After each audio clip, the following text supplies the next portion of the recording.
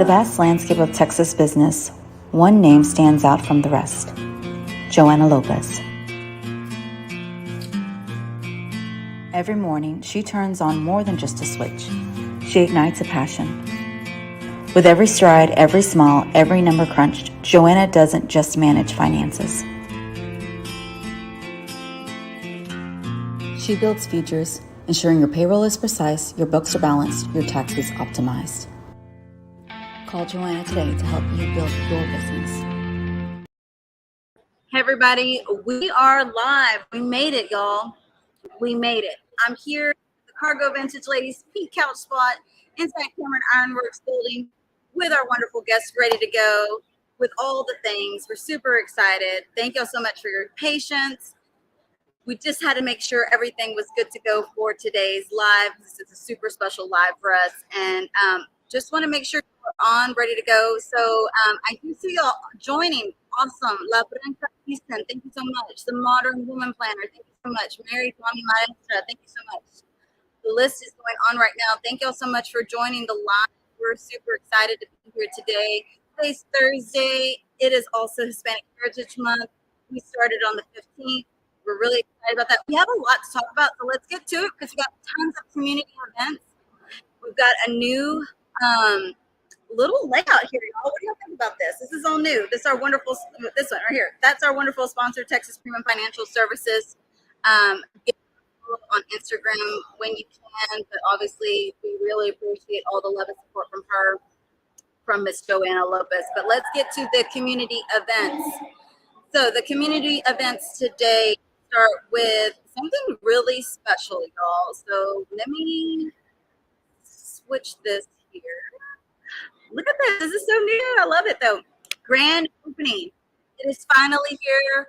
Our wonderful Shop Local Market, Faith and Chris are opening up their Shop Local Market, Raider Heights location, Saturday, September 30th. Come out, support, join. It's on the north side. We're really excited about just, being able to support the community, and they are bringing big things to Houston, y'all. So come out and support them. Saturday the 30th. 10 to 7, 10 to 7. And there's going to be a ribbon cutting, so you definitely want to be involved in that. So definitely, come out and support the community. If you also are not aware of, we are also at the Houston Farmers Market every weekend, every Saturday and Sunday. So if you are ever interested in going to the Houston Farmers Market, every Saturday and Sunday, Shop Local Market is out there ready to provide y'all with some of the best shops, some of the best small artisan businesses here in the Houston area. So we're really excited to be out there to support them. Again, they're out there this Saturday and Sunday. So those are the two big things that are happening with Shop Local Market. But we have something really cool that's also happening with Alley Theater. So if you're not aware, I am a advocate of the artist life and also the arts here in Houston. So we want to make sure that everyone knows what's going on in Houston, specifically in the arts, and specifically to share with our Latino community. So Alley Theater has come out for Hispanic Heritage Month, American Mariachi, and here's a little promo for y'all to see so y'all can and be a part of this amazing play that's going on here in Houston. Sorry guys, I'm a little nervous. Just excited mostly though. Here we go. Come to Alley Theater and experience American Mariachi, a heartwarming play about how the power of music and love can make the impossible come true. Performances begin September 22nd. Tickets at alleytheater.org. So if y'all did not see that, use promo code El Zocalo for a discount. So Alley Theater, the show's going to start September 22nd, which is just tomorrow. So go to Alley Theater online, check out the tickets. They're from September 22nd to October 22nd for Hispanic Heritage Month. We need our Latino community to come out and support this play. I've been to many other plays that Latinos have been a part of to bring the Latino stories into the playwright industry. And I'm going to be real honest, y'all hadn't showed up. So we need y'all to show up. We need y'all to put y'all's butts in those seats. Use the code, get the discount, make it a family event. We need to be out there to make sure we support the Latino stories that are being told here in Houston, specifically in the play industry, specifically in the artist industry. I'm off my soapbox, y'all, for now, okay? But I really appreciate y'all. But yeah, we're super excited, all of y'all that have joined. And before we move along, let me just keep that banner up for y'all for the promo code. Again, El Zocalo for a discount. Go get your tickets. But for no further ado, let's bring on our wonderful guest, Gonzo247. So come down to the pink couch, Gonzo. Oh yeah. We're super excited to have you. So thank you so much for joining. Thank you so much for the invite. It's always great, you know, to be here with you all. This couch is super dope. I love the setup, and I'm excited to dive in. Yeah, we're really excited. So have you seen any of our episodes? You know what? When I was invited to come on, I purposely did not. Okay. Because I didn't want to be put in any direction. So I wanted to come in and just do this live. I think that's the best way to approach life. I love it. I love it because we want you to be completely like authentic, completely yourself. Yeah, I'm excited because I have no idea what to expect. I mean, is that a piñata is going to fall down? Or mariachi is going to show up? Luchador is going to tackle me? Like, what's going to happen? Not yet. We're not yet. All right. But soon, maybe in the future. But so we typically talk about our trending chisme. So trending chisme, things that are trending in the interwebs. Okay. But we like to call chismes, right?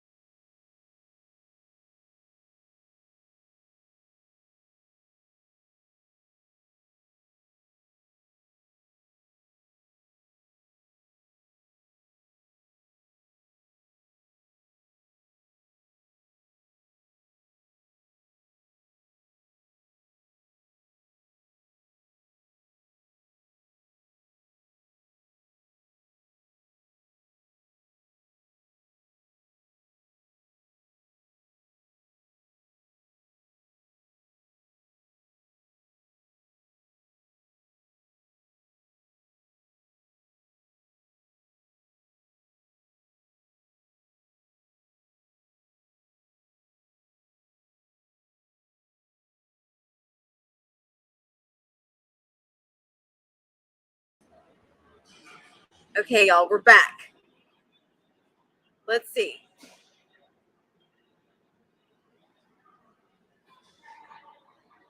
Yes, no, maybe so. We're back on? Yay! We're doing it. Is it live? Yes. Is this Memorex? This is what happens during lives, y'all. We never know what can happen. Keep you on your toes. You got to keep it real. Yes. Don't get any more real than this. My mom goes, "You froze." Yes, we know, Mom. Thanks for that. We appreciate it. We appreciate the update. We are familiar with what's going on. Yeah. So, okay, back to the trending chisme. Thank y'all so much for joining us. Those who have joined, we did freeze. Sorry. Thanks for sticking. Thank you for sticking around. If you're still here, we're on technology, y'all. We're gonna get it together. It's all gonna work out. I promise y'all. Okay, so we go to our trending chisme topic. So our trending chisme is usually about what's trending in the interwebs out there.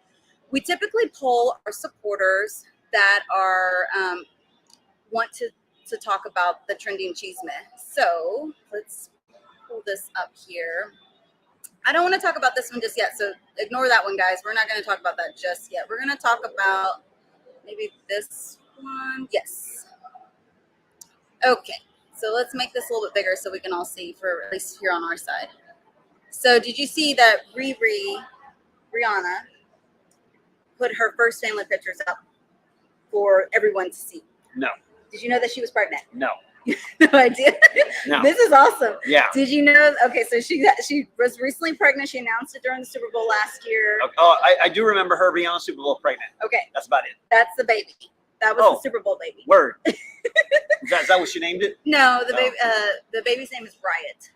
Riot. Yes. All right. Yes. All right. I see where we're going. So we polled our supporters and said, have you seen the first photos of baby Riot? 40% said OMG, 20% said cute family, and then another 40% said congrats to Riri. Yes. All right. All right. So, what do you think about it? I love it. Now there is some controversy Why? because her first photos of her family with all of her children were her son's Riot was dressed in pink. Oh. So all right. Everybody's like, do you put your baby boy in pink for his first family photos? I'm more worried about putting your baby out on the internet and then someone capturing the image of it in AI and becoming a whole other person. So, you know, but there's bigger beefs too. You want to put your baby out on the internet? That's all you. Yeah. She obviously did it through a magazine, so that's the reason why it's out there. Gotcha. And so, yeah. So congratulations, Riri, though, for the most part. We really appreciate all of that. I'm not able to see those that are joining right now on Instagram. So just so you know, thank you so much for joining. We did freeze up earlier, so I can't shout you out like I typically do, but thank you so much for just being a part of this live stream today. You can also watch this live stream on YouTube and Facebook. So if you want to put any comments on there as well, send them our way and we'll check them out. If there's any comments, Deborah will try to get to let us know so we can also make sure we just address them. Awesome. So trending chisme. So that was our first one. Our next one is a little bit more on the I guess controversial side. Uh-oh. Because we gotta make it fun here. All right. So what's poppin'? Are you familiar with Deion Sanders? Yes. Okay. So are you familiar that he currently does kid rankings? Kid rankings? No, I didn't know that. Okay. This is awesome. What is that? So he has been kind of called out for ranking his children. He's got 4 kids. Okay. In other words, he puts them in level of like who's 1, who's number 2, Gotcha, and who's like last place, gotcha. right? Are you familiar with this? Do you have children? I do.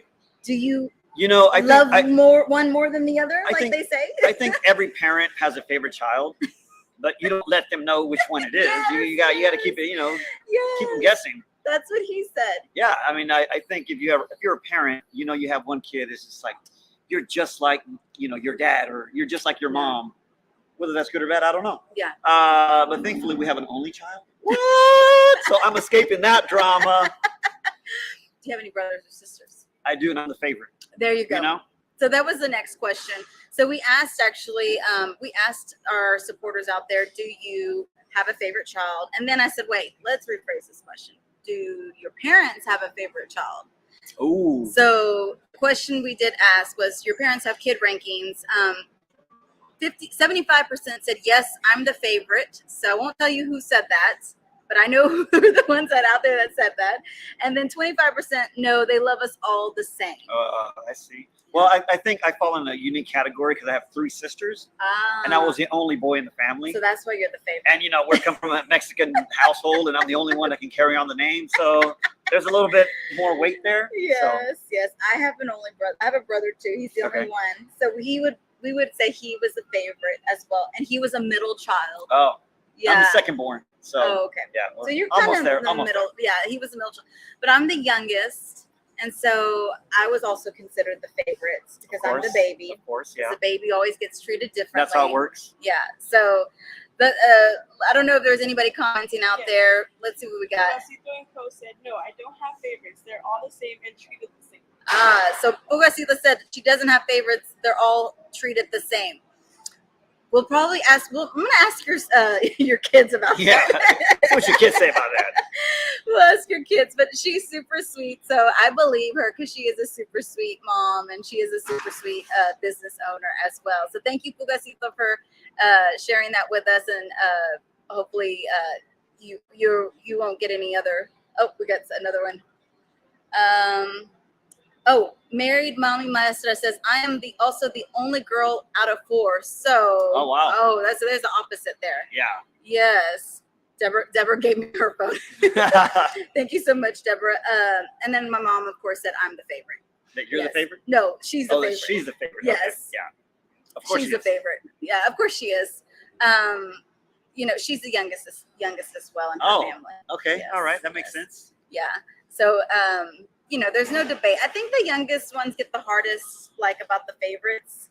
They tend to get considered the favorites because I think by the time that your parents come down to whatever number kid they're like, yeah, like, yeah, do whatever. I'm not gonna fight. I'm tired. I'm not gonna fight with you. I'm not gonna do any of those things. So that was the trending chisme on that. And let me make sure. I don't think we're missing anything, but let me just make sure, just in case, because there's all the things here. Let me see what this one was. I'm using a new program, y'all, so bear with me. Oh, this one was really good. Uh-oh. Okay. As y'all know, Drake has declared supposedly that he's supposedly moving to Houston. Yeah, that's what I heard. That's the word. But he also just dropped his new album. And if you're not aware, he also dropped the album with this particular photo of Halle Berry. Are you aware of this photo? Yes. Do you know the chisme behind this photo? Well, that he did it without permission. Yes. Well, yes and no. Kind of. So, ambiguous. Yes. So he apparently asked her, but then he didn't really get the response he wanted. So he ended up still signing Getty Images and getting all the rights, legal rights. But then she told him no. And so she's pretty upset. She's like, why did you ask me if you were just going to do whatever you wanted to do? Right. So we polled our supporters and asked, do you think Drake should have used the image even after Halle Berry said no? Yes, because he paid for the Getty Images. 14% said yes. 43% said no, he should have respected her wishes. And then another 43% said, what happened? Because people didn't know what was going on. But, you know, that's the same. That's what you come on here. You learn the trending chisme that's going on here. You know, there's so much out there. So we're just here for fun. We're just here for the fun stuff. She said she didn't want to use it because she did not like that photo of herself. But I'm sorry, Halle Berry still looks good in this photo. How is that even possible? For me, it's like, I get Ghostbuster vibes. Yes. And I don't know, I'd watch that movie. she's Halle Berry. I think she's just, maybe she just didn't feel comfortable. I get it. She has the right to, but at the same time, Drake, I mean, if you're on Getty Images, at this point, it's like if someone can just buy it, then how much control do you really have over that? Yeah. But you know, she's a celebrity, but she's also a person. Yes. So I understand. You know, you obviously you care about where your face shows up, and I can see why she would be upset if she really doesn't want her image associated in this way. She said taken out of context. Yeah, she specifically said, honestly, it was not just because of the image, but also what the song title or the album title was. So I'm not really sure what the album title was, but she didn't want her picture associated with that. Right. In context to that. Yeah. So, yeah. And you probably are familiar in the artistry world, right? Yeah, I was going to say that, you know, myself, you know, a lot of times we'll see my artwork appear in certain places, and you know, it's always great when someone does ask for permission, because at least we have an opportunity to voice, like, you know, we don't want our artwork to be attached to this other thing. Right. Maybe it has negative connotations surrounding it. But yeah, you know, we're really careful when we sign releases for usage of artwork. But it's a tricky place, especially if you're a public figure and you have your work out in the public.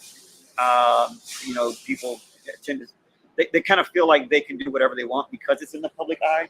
But there are intellectual properties, and we ourselves are the owners of our own identity. And you mentioned earlier about AI and how we really have to start to really be more careful about what we're putting ourselves into in that sense. Yeah, I mean, nowadays, you have deepfake videos, and anything can be digitally kind of replicated. And so, I mean, even like what Bruce Willis signed his likeness, so once he passes away, he can still make movies. His estate can still make movies with his likeness. And I think that's kind of smart in a financial way, probably for his family, because they're still going to make money off of him even after he's dead. I mean, I remember when Tupac was given a concert as a hologram. It's like we're at a point now where you can legally assign your likeness and your personality and everything about you post-mortem. So your estate can continue making money. Like that's, I don't know. That's kind of. Yeah, it's interesting. We're really starting to turn into a different day and age of like what our society is getting into. So we did have some comments here on Facebook. Lauren Lala, she said, I'm the favorite. That was earlier, obviously, about the parents and the child ranking. So thank you, Lauren, for commenting on Facebook. Again, you can comment on Facebook or YouTube or Instagram. We do get the comments on Instagram on a separate platform, so we're not able to show them on here. But we're really glad that we're able to at least be able to have them here. Oh, we got some more comments. All right, here we go. Let's see here. Oh, my mom. Attribution is necessary when posting others' works. Yes. Yes, of course. Yes. Yeah, always give credit. Yes. Appreciate that, Mom. My mom's like my unofficial lawyer. Hey, everyone needs someone in their corner. Everyone needs someone looking out for them. Like, my wife, Carolyn, she's a big advocate of the arts and artists, and she keeps a sharp eye for anything that's out there that infringes on other people's artistic rights. Well, thank you so much for joining on the Trending Chisme topics. Boom. Those are something that we do share every week. So Tuesdays and Wednesdays we share on our IG stories. So if you ever want to chime in on those topics, do so on IG, and you'll be able to hear your voice shared and just the polls shared on here as well. We share them weekly.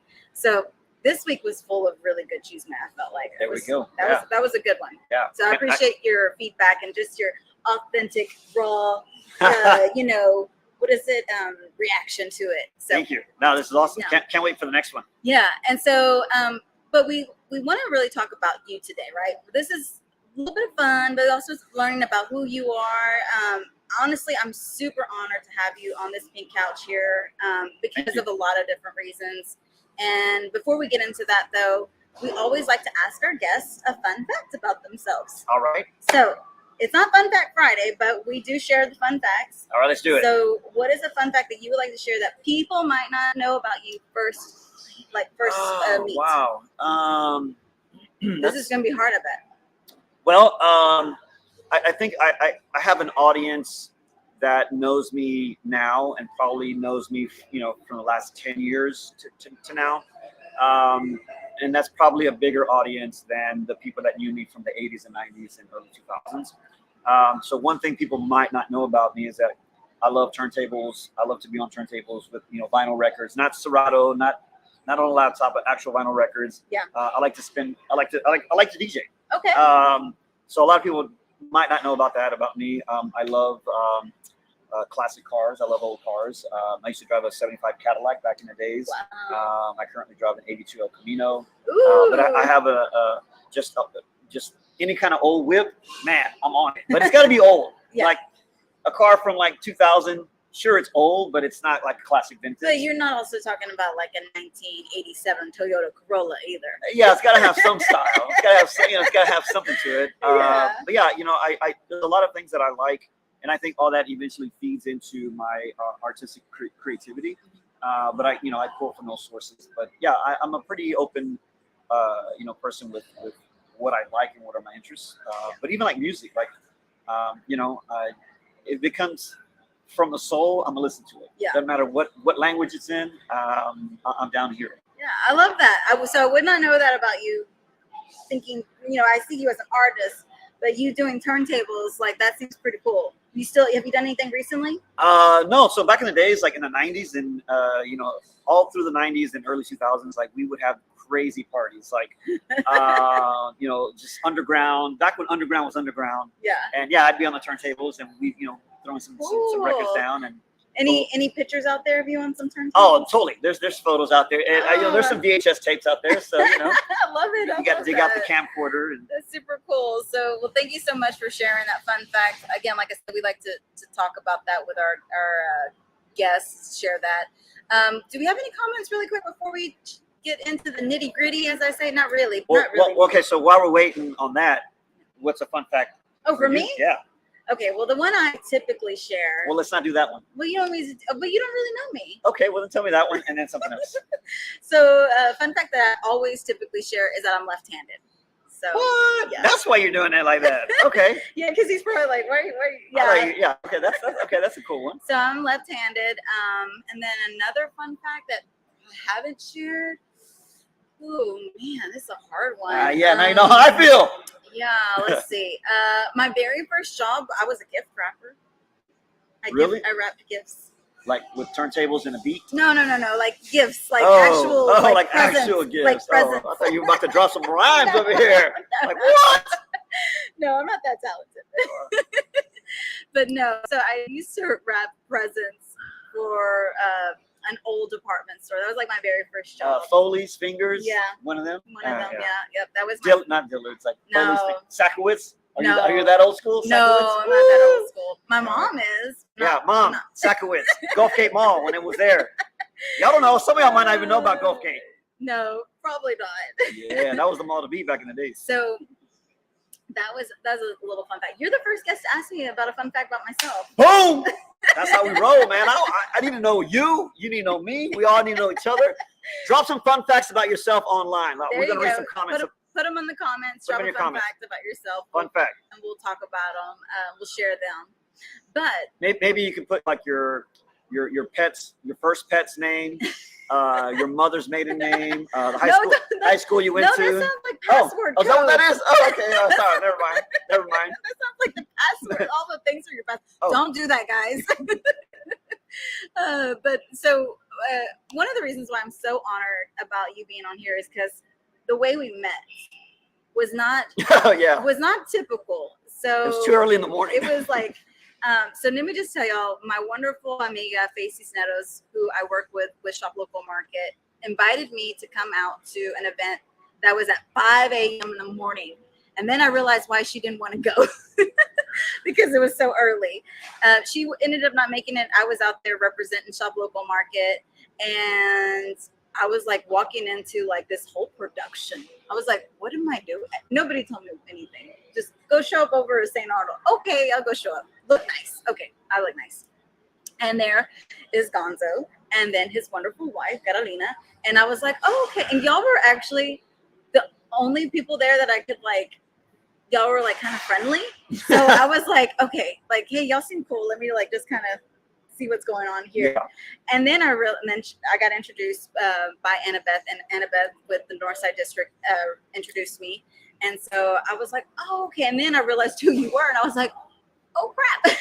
I'm like, you're a wonderful Houston. I would like to call you a Houston icon, Houston artist, because of all the wonderful things that you've done for Houston, the murals, your talents that you've been sharing, not just for Houston, but also for the Latino community. So so when I say I'm honored to have you here, like there's just some amazing stuff that you've been doing, and more people need to know about what you've done and also what you're currently working on. So that's why I wanted you on this Pink Couch. Well, thank you for the kind words. I appreciate, anytime I have an opportunity to speak to the community directly.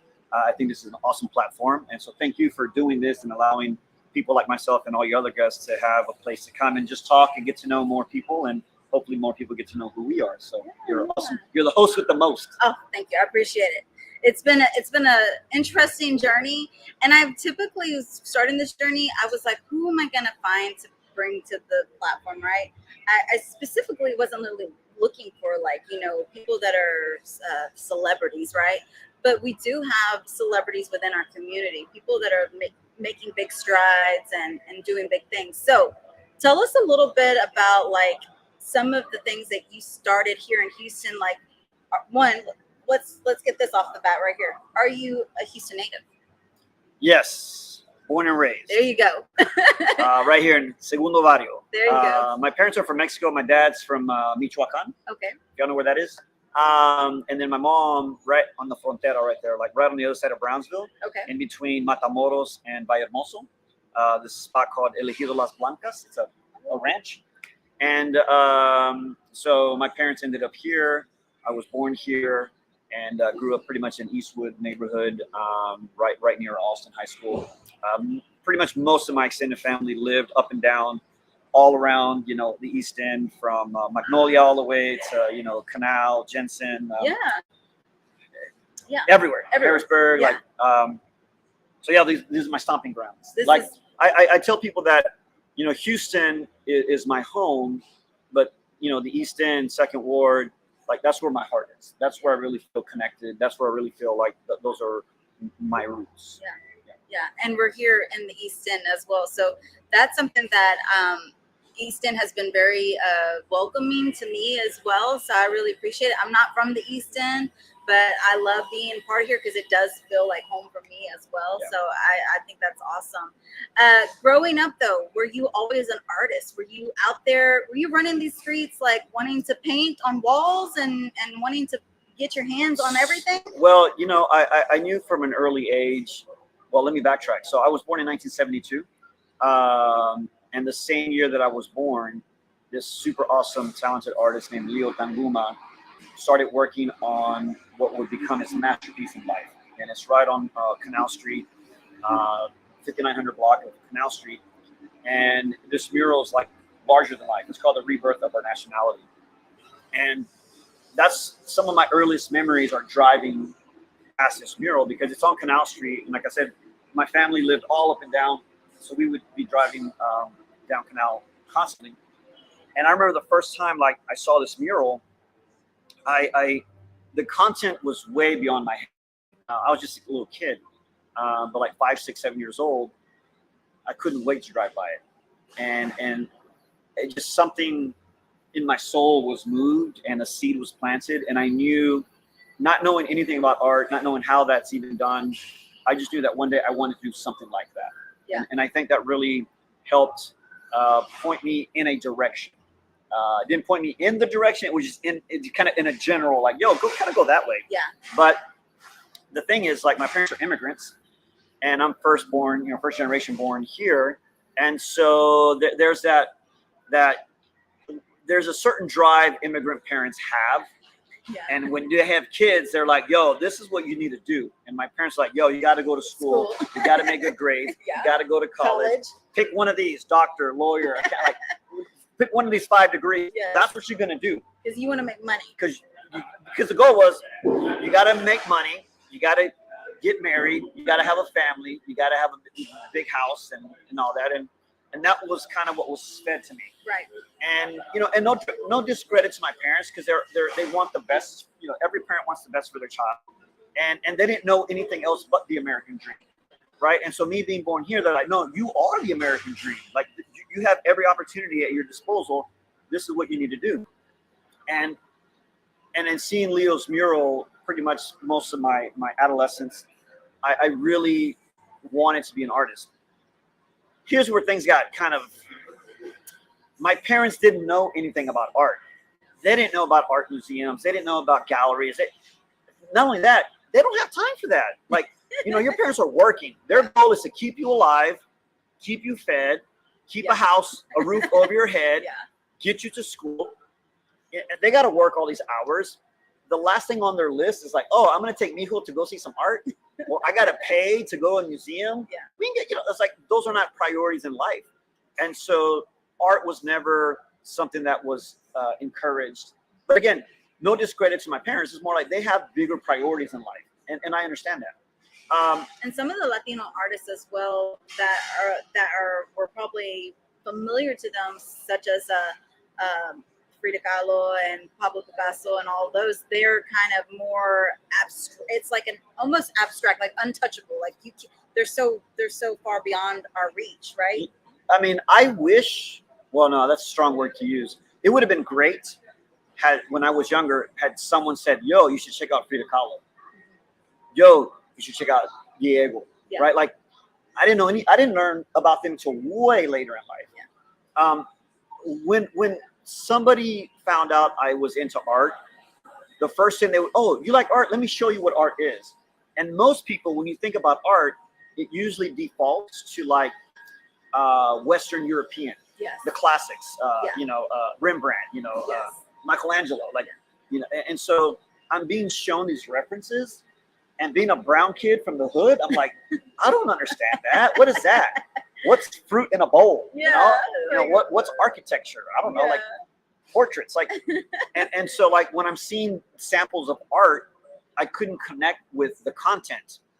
And then on top of that, they're like, oh, you want to make art? You got to use this stuff called oil.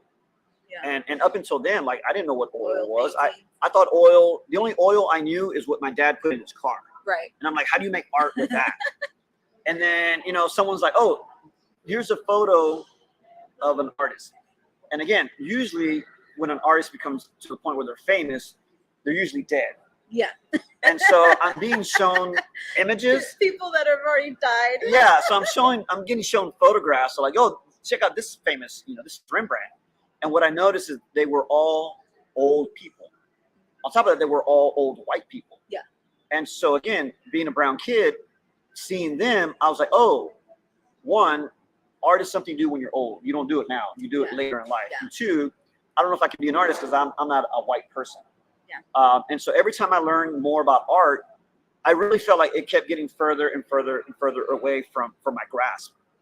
And so thankfully for me, I was born at the right time, because in 1979, 1980, somewhere between there, I heard this phenomenal sound coming out of the speakers of my dad's car. And there was this crazy thing called rap music. And I was like, what is that? And you have to put yourself in the context of like, hip hop didn't exist here in that time frame. So the first time I heard rap music on the radio, it just blew my mind, because I really felt like that music was for me. Yeah. And rap helped introduce me and open the door to the hip hop culture. And I was like, okay, there's this bigger thing going on. And I was kind of in a I'm like, I don't know what, 12, somewhere around there, 13, maybe, I don't know, 7, I don't know. I'm young, and I'm trying to find an identity of who am I and where do I fit? Right. Because my parents are from Mexico, so by default, I'm Mexican. I'm born here in America, so I'm American. But, America at that time, you weren't really American if you didn't look American. Yeah. And so I'm trying to figure out, like, what is my culture? What am I a part of? Which is still the same way even now, Right. unfortunately. And thankfully, rap introduced me to hip hop, and the hip hop culture allowed me a place to exist. I felt at home. I felt accepted. I felt like I'm just like everyone else. And then I learned, hip hop is the MC, the DJ, the B-boy, and then the graffiti writer. And graffiti is the visual language of hip hop. And that's when I was like, yo, that looks pretty artistic. I like hip hop. I can see that. What's this thing called graffiti? And I learned that it was, they were kids that were my age. They looked like me. They were brown. They were black. They were from the ghetto. And they were using spray paint to create masterpieces on subway cars in the middle of the night. And I was like, boom. You're like, that's what I want to do. Yeah, like, I know how to use spray paint. My dad had it in his garage. It was accessible to me. And so I started, that was like, graffiti is going to be my medium. It's going to be my vehicle. And essentially, graffiti saved my life. Awesome. Other people, they're trying to go out and go get high. Some people they're trying to go out to get drunk. Some people are trying to go out and get laid. I'm like, I want to go out and make art. Yeah. I want to go out and try to make something beautiful. And for me, it really gave me a focus. And so that's how I kind of got into it. But then, in the 80s up until like 1990, there really wasn't anything happening here in Houston. Yeah. And so that was a pivotal moment in my life when I was graduating high school. And everyone that knew me was like, you're doing this graffiti stuff. Like, you got to get out of here. Like, you got to go to New York. You got to go to LA. You got to go to Chicago. Like, They named every other city except Houston. Like you got to go out and you got to go do it over there. So, and that's funny you say that. We do have a comment, and I want to get to it here really quickly. Border Hispano HTX says that, and unfortunately, graffiti back in those days wasn't considered art, which is exactly what you're saying.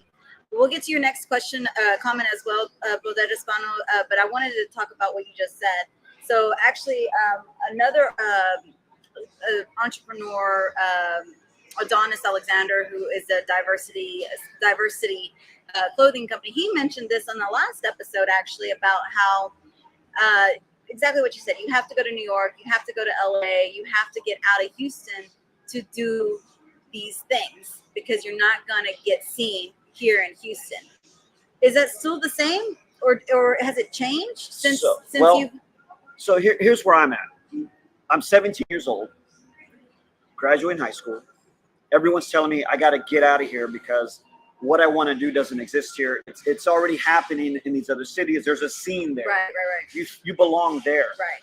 That's where you're gonna fit in. And I kept thinking to myself, like, why am I going to go to New York? I don't know anybody there. I don't have any connections. I'm going to land there, and then I have to compete with all the other people that are established there that have momentum. I got to work 1,000 times harder just to even bubble up anywhere. Yeah. And I thought, well, why don't I just stay here and work 1,000 times harder and create the scene I want to be a part of? There you go. And that's kind of what I did. I love that. I stayed here and helped to usher in the graffiti movement. And then as times evolved, it now called street art, or the marriage of graffiti, but helped to usher that in. So now there is a scene here. Yeah, and creating your own niche here as well. Correct. And also helping to establish something that can sustain a younger person, and they can see around them, or their parents can see art around them. So when the kid says, I want to be an artist, the parent can be like, oh yeah, I see this everywhere. Yeah. That's something viable. Sure, I'll support that. Yeah. But it, like you said earlier, it was a journey. Like it took, 30 years to get to where I'm at today. A lot of times, like I said earlier, people know me for who I am today. They might just know me. They just found out about me, and they see what's happening now, but they didn't see the 30 years that it took to get to this point, the struggle, the hunger, being broke, just like not having a lot, but doing the best you can with what you do have. Yeah. And I think that's the thing. It's like, you don't have that fancy car, it's okay. You don't have the best computer, that's okay. Like, what do you have? Yeah. Maximize that. Yes, I agree. You're preaching. I love it. It's very inspirational. We do have another comment that I wanted to get to. So, do you have a favorite hip hop song that you paint to, or hip hop music or artist? Well, for me, honestly, like again, I grew up with hip hop in the sense, like, I was born 1972, August 7th. Hip hop was born August 11th, 1973. Although I didn't experience hip hop until like 79, 80, I grew up with it. Mm-hmm. So I grew up in the heyday, the golden era. Yeah. So for me, that's where I always fall. I love the golden era of hip hop. Some might say 1982 was the golden era. Do you know why? Why is that? Because the Thriller album came out. Okay, I'll argue. I'll debate anyone that says I didn't say that. I'm just saying Michael Jackson Thriller is like the epitome of hip hop. Yeah, I don't know about that. Awesome album, but no, I gravitate to old school. I like Africa Bambaataa. I like Eric B. Rakim, Run DMC. Cold Crush. Yeah. If it was made before 1997, maybe anything below that, I'm on it. That's what I know, because I agree. Because the new rap right now and the new stuff is okay. It's even hard for me to really kind of like. I didn't mean to cut you off. No, you're right. I see two views on this. When hip hop first came out, when rap first came out, Dad was like, "Are those turntables broken? Why does the music keep skipping?" He didn't understand it, and it's like the older generation they hated it because it was like, I don't understand this. Yeah. And so for me, thank you. I kind of feel the same way, where music now has changed, it's evolved, and so has the audience. And I think that it's music for that generation, for them to understand. So if they like it, they can connect with it, great. If I don't connect with it, that's not such a bad thing, because that music was made for a certain group of people. Yeah. I don't understand a lot of like for me, it's like I personally like when I can understand what they're saying. Yeah. Like, you know, back in the days, it was storytelling. Yeah. Back in the days, rap music was like, it was telling you a story in clear, concise ways and giving you a mood and you follow along. And I think as creatives, I'm definitely this way as well. Like when I listen to lyrics, I'm like, ooh, this is like how I'm feeling. Sometimes I think as creatives, we like to use lyrics to kind of express how we're feeling versus just using our own words. Like you just get a lyric from a song, be like, this is how I'm feeling right now. Yeah, for sure. So I totally feel you on that. We are losing some daylight, y'all, because I guess it's starting to the time is starting to change already. So we do get some wonderful lighting here, but we don't want to be too long on here. So if y'all have any comments or questions for Gonzo, please drop them down below and we'll get to them ASAP. But we just really appreciate you being here. We really appreciate you sharing all of the knowledge and also just sharing your little bit of your journey. Now, I know you have something super special coming up next month. Are you able to talk about it yet? Depends on which one you're talking about, but so the one that you're working with Shop Local Market. Yes. Okay. So we are having a 50th anniversary of hip hop celebration at our studio space. It's November 18th, and it's actually like from where we're at right here. It's like 5 blocks from here. Yeah. And so it's at our studio space, and basically it's a celebration, and we're going to be just paying an homage and honoring everyone that worked hard to get to where we're at today. And there's also a lot of hip hop Houston local culture, graffiti writers and rappers, MCs, b-boys that also paved the way to where we're at today. We want to be able to pay tribute and just shine a light on who was here back in the days that were put in a lot of work so that we have what we have today. Well, I'm excited about that because I think that's super cool that you're doing that, and we're going to have a celebration, and that Shop Local Market is going to be a part of that. So we'll definitely be sharing more about those details as they come up. So, but we just want really I just think it's so cool, all the things that I've seen through your journey. So my mom typically joins me here. She's not here today with me, but she was like, how would I know him? And I said, okay, Mom, you know that Houston mural that you took a picture in front of that says Houston real big? And she's like, well, maybe. And I said, that's how you know him, because that he did that. And she was like, oh, okay. So, how many murals have you done in Houston? I don't know. I've never really never kept count. No, because also like you have to remember, like the art form that we're in, it's always temporary. Right. Now more than ever, walls run longer. Yeah. But that's only now. But back in the days, it's like you would paint a wall, and you were lucky if it ran a week before the city painted over it. Yeah. Or you'd be lucky if it ran 2 weeks before another person painted over that same wall. Because like back in the days, we didn't have the luxury of all this wall space. It's like we had to fight just to get one wall. And when we got one wall, guess what? We just kept repainting that same wall over and over and over. So a lot of the work that I've done no longer exists. Just the nature of the genre. But I did see that one mural that you touched up, that you did retouch. Yeah. So what we found, like now that walls are running longer, you start to see that they wear and tear with the Houston has a very harsh environment for outdoor work. The heat, the humidity, the sunlight's just so intense. And when you have like 30 days of 100+ weather beaming down on your artwork, you see a difference. And so now the goal is to go back through and find out, like, okay, what really needs to get a second pass, or kind of touch up, just so that the art stays more vibrant longer. It's just maintenance, so it's part of the process now. Yeah. Well, before we end, is there any comments? No worries. Okay. But before we end this conversation, I always like to ask our guests also to share words of wisdom, consejos, right? Words of wisdom that you would like to share with the community, whether it's about business, art, life in general. You have the last word. Wow. Well, pressure. I know, right? There's so much that I can say based on my experience, but I think, there's a million things I can say, but one of the things definitely is never be afraid to try something different. Never see failure as failure. You have to look at it as a learning experience. That's how you learn. And if you don't try, you're never going to succeed, because you have to be willing to take that leap of faith.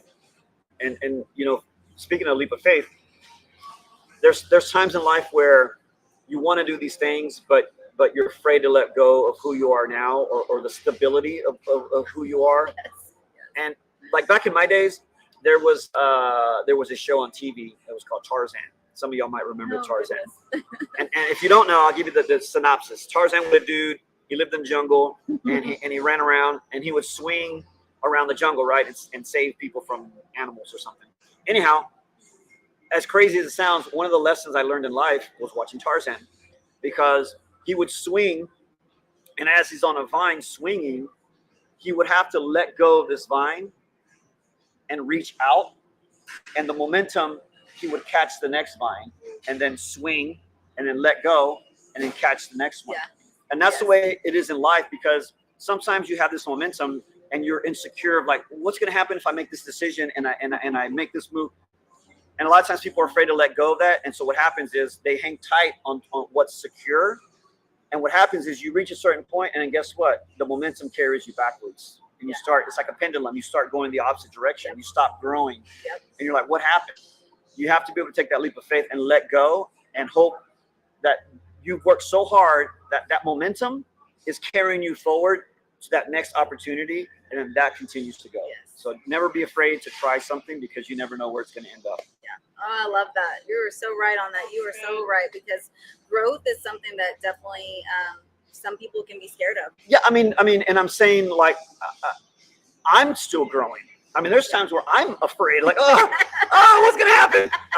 But even I have to take my own advice, and I have to realize like it's okay. It's okay to be scared.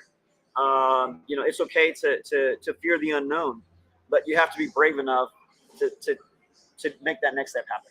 Yeah.